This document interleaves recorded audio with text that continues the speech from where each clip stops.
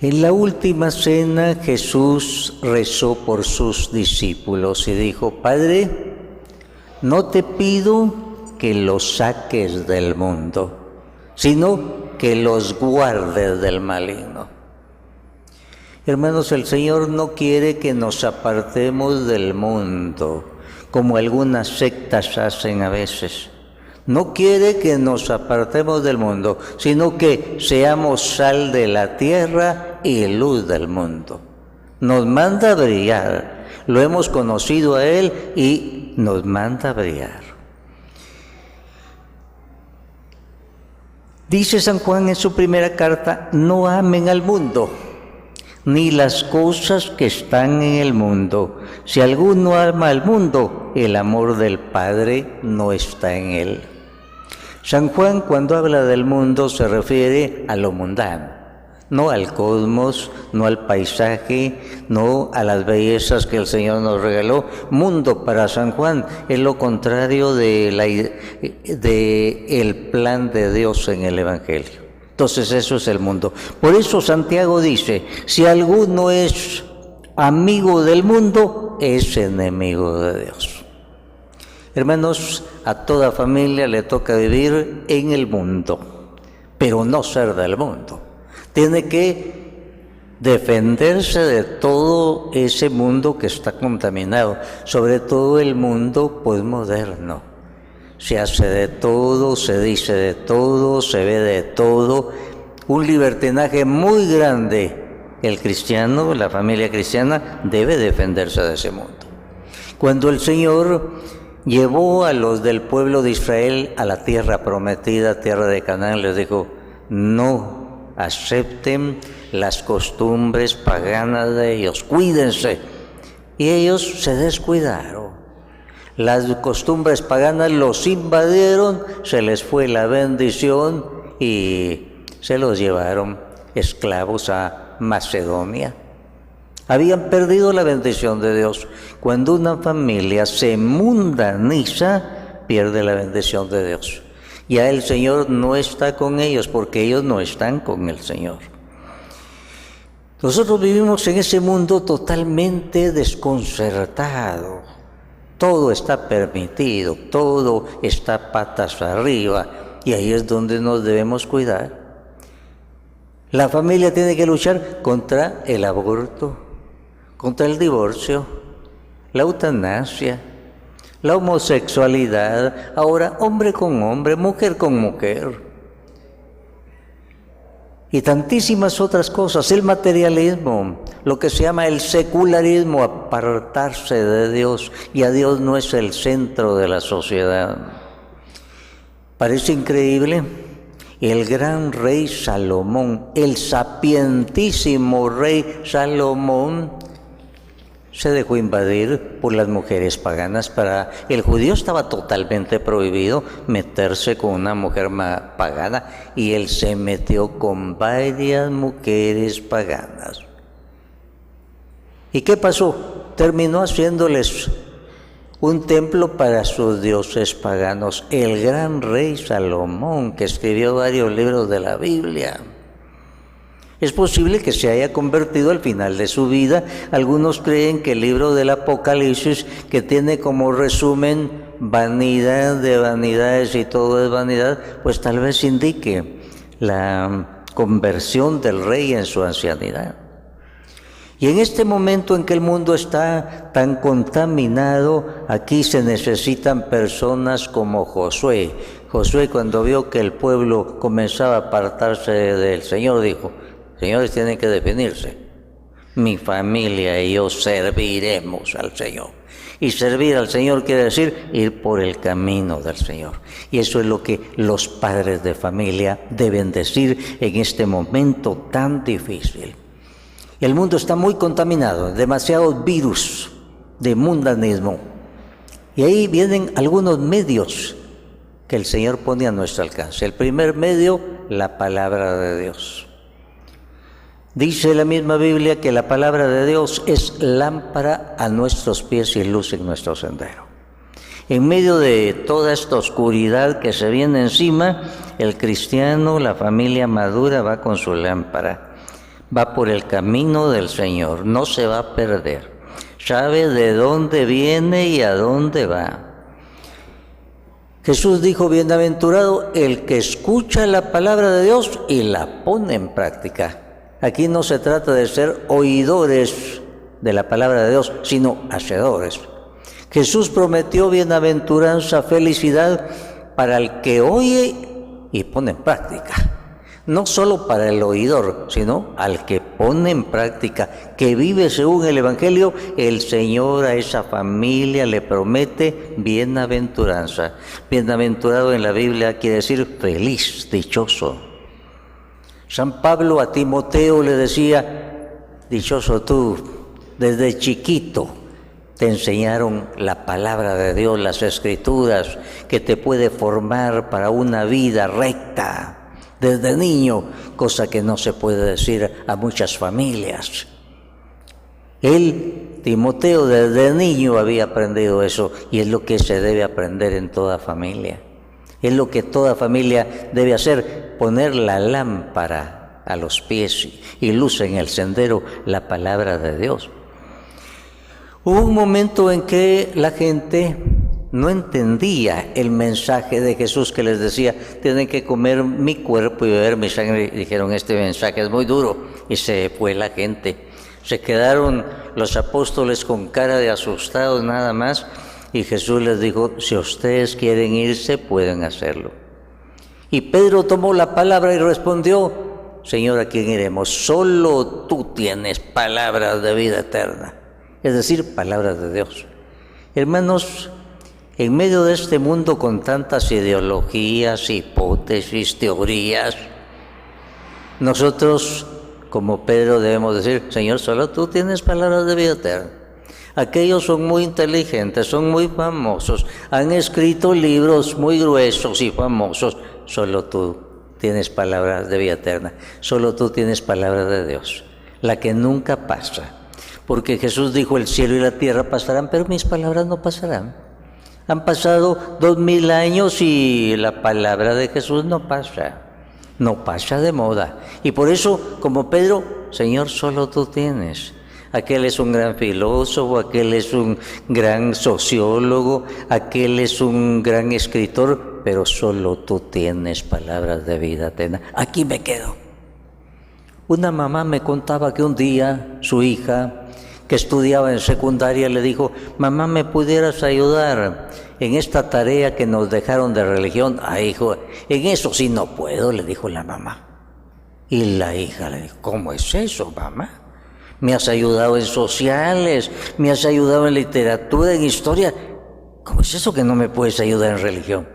Y cuestionó seriamente eso a la mamá. Pero ella no se quedó solo en lamentos, se fue a una escuela bíblica a aprender. Se sintió cuestionada, ¿cómo es eso? Le había enseñado tantas cosas a su hija y ahora no sabía ayudarle en lo más importante en la religión.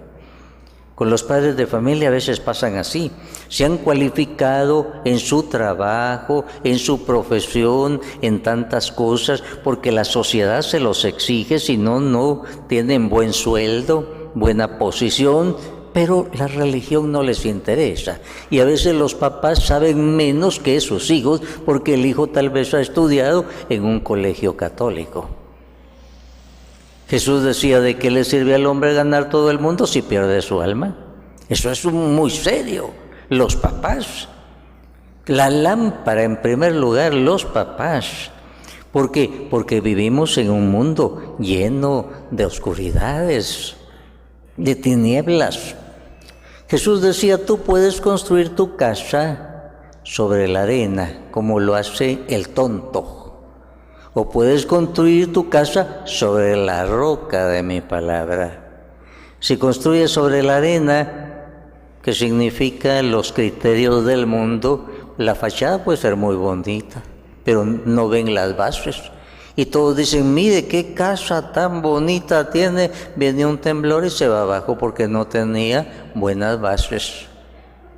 Para nosotros la base, dice Jesús, es la roca de su palabra. Cuando hemos cimentado nuestra vida, la vida de la familia, sobre la roca de la palabra, esa casa no se cae. Jesús nos dijo, no van a tener problemas, ni tempestades, ni temblores. No dijo eso. Van a permanecer a pesar de los temblores, de las tempestades, de los terremotos. Ustedes van a permanecer si tienen su casa sobre la roca de mi palabra, es decir, sobre la palabra de Dios. Y aquí viene la pregunta para ustedes, ¿sobre qué está cimentada su casa? Si está cimentada sobre la arena movediza de los criterios del mundo, su casa es una Babel. Babel quiere decir confusión, ahí nadie se entiende. Los de la Torre de Babel no se entendieron, tuvieron que separarse. Nuestra ciudad está llena de personas que se separaron. El divorcio está a la orden del día, no se entendieron. Ahí no estaba el Señor, no estaba la bendición. ¿Sobre qué está fundada su casa? Tan importante esta pregunta. Otro medio para cuidar su casa, de que no sea contaminada por las cosas del mundo, es la oración. Que veía la historia de Tobías y Sara, aquellos novios. Sara le contó su tragedia a Tobías. Varias veces había intentado casarse y no había podido porque se moría el novio. Había una fuerza maléfica, pero ahí apareció un muchacho, había aprendido de su papá Tobit. Le había enseñado la oración y aquel dijo, comencemos rezando. La noche de la boda, lo primero, pongámonos de rodillas. Y el demonio no pudo nada contra ellos. Es poder de Dios, estimados hermanos, la oración. La oración es como un incienso oloroso que no resiste el espíritu del mal. San Pedro dijo que el mal es como un león rugiente que anda viendo por dónde se mete, anda rondando, viendo a quién devorar. Solo se mete en las casas que tienen la puerta abierta. Casas que tienen la puerta abierta son donde no hay oración, donde hay pecado, donde no hay sacramentos. Y para colmo de males, donde meten espiritismo, ocultismo, adivinación, ouija, puertas abiertas, ahí se mete el espíritu del mal. Cuando Pablo estaba en la cárcel con su amigo Silas, a medianoche juntos comenzaron a orar, no a protestar contra Dios, a orar. Y vino un temblor fortísimo, se rompieron las cadenas, se abrieron las puertas. Hermanos, si esposo y esposa, hijos, oraran juntos todos los días, ¿cuántas cadenas se romperían? ¿Cuántos terremotos vendrían en beneficio de la familia? ¿Cuántas bendiciones? Pero lastimosamente tienen tiempo para tantas cosas, menos para rezar. Eso de que no hay tiempo es una bonita mentira que nos inventamos. No hay tiempo, pero se pasan horas frente al televisor, y si el partido es de béisbol, hasta 5 horas, y felices, pero para Dios no hay ni siquiera 10 minutos, y por eso es que las puertas están abiertas y se mete el espíritu del mal. Jesús prometió algo muy bello: donde 2 o 3 se reúnen en mi nombre, ahí estoy yo. Cuando la familia está reunida en nombre de Dios orando, ahí se cumple la promesa del Señor. Ahí va a estar Jesús. Ahí se va a hacer presente Él. Jesús fue a la casa de Marta y de María, las 2 hermanas de Lázaro, y las 2 querían quedar muy bien con Jesús, con una sabrosa comida. Pero cuando Jesús comenzó a hablar, María dijo, eso no me lo pierdo, y se sentó a los pies de Jesús. En cambio, la otra parecía trompo, iba y entraba a la cocina, salía, y estaba más pendiente de sus tenedores, sartenes y recetas que de Jesús. Y aquí vino la diferencia. Aquella hermana tranquila ante Jesús, tenía comunión con Jesús. La otra, ahí estaba Jesús, pero no tenía comunión con Jesús. Se estresó, se enojó, regañó a Jesús, regañó a su hermana, puso la nota negra ese día. Ella no tenía la bendición del Señor, y Jesús estaba ahí, pero ella no estaba con Jesús. Y aquí la familia que está con Jesús se está defendiendo, está recibiendo oración. Qué bella la estampa de la familia del militar Cornelio. Los reunía a todos y oraban, y debido a eso llegó Pedro y les predicó, y ahí se derramó el Espíritu Santo. Hubo un Pentecostés en la casa de este militar Cornelio. Casas donde se está orando, ahí cae el Espíritu Santo. La fuerza del Espíritu Santo, el gozo del Espíritu Santo que tanto se necesita. ¿Cómo es necesario que en las casas se esté orando? También, estimados hermanos, en estos tiempos tan convulsionados es necesario vivir en comunidad. Yo me he fijado que las personas que no tienen comunidad paran en una mediocridad, tibios, no son fríos ni calientes, tibios. Van a misa mecánicamente, oran mecánicamente, no tienen fervor. Hay que vivir en comunidad. Hechos 2:42 presenta el caso de unas primeras comunidades. Dice, se reunían para la enseñanza de los apóstoles, para la oración, la vida en comunidad, para la fracción del pan. Fue el primer nombre de la Eucaristía. Vivían en comunidad, escuchaban la palabra. Había oración, había comunión, había Eucaristía, y eso no debe faltar, estimados hermanos. Debemos aprender a vivir en pequeñas comunidades. En las grandes comunidades, pues, es muy difícil la evangelización de tipo personal, es muy difícil la solución de problemas de tipo personal. En cambio, en las pequeñas comunidades se puede ayudar a todos, y entonces todos van creciendo y desembocan el día domingo en la asamblea de toda la parroquia, de toda la iglesia. Por eso Santo Domingo, a la asamblea del día domingo, la llamaba comunidad de comunidades. Hay que vivir en comunidad. Sobre todo, estimados hermanos, una familia no debe faltar a su Eucaristía del día domingo. Es cierto que cuesta con los hijos jóvenes, adolescentes, cuesta. El joven por lo general es como el río. El río va torcido porque si encuentra un estorbo se tuerce, encuentra otro se vuelve a torcer, entonces siempre va torcido. El joven quiere el mínimo esfuerzo, y sus papás, con su ejemplo, con su palabra, con su diálogo, no con sus palabras hirientes, deben ayudarlos a reflexionar. Necesitamos el alimento semanal, la Santa Comunión. Necesitamos semanalmente la purificación que nos viene de la misa. Necesitamos nuestro sueldo semanal de bendición. Vamos a recibirlo. No nos podemos quedar sin ese sueldo semanal. La comida para el viaje, el viático, lo necesitamos. Así es que es muy importante vivir en comunidad, si no uno se vuelve un cristiano mediocre, un cristiano mecánico nada más, todo lo hace mecánicamente.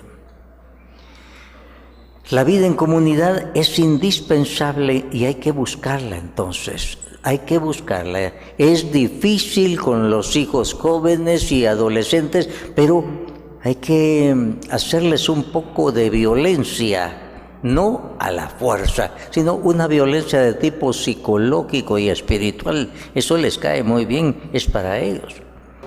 La presencia de la Virgen María en la familia es muy bella. El primer devoto de la Virgen María seguramente fue San Juan, porque él tuvo la dicha de tener ese regalo. Junto a la cruz el Señor le dijo, hijo, he allá a tu madre. Y se la llevó a su casa. Tiene que haber sido el primer devoto de la Virgen María. Habrá apreciado lo que era vivir con la Virgen María.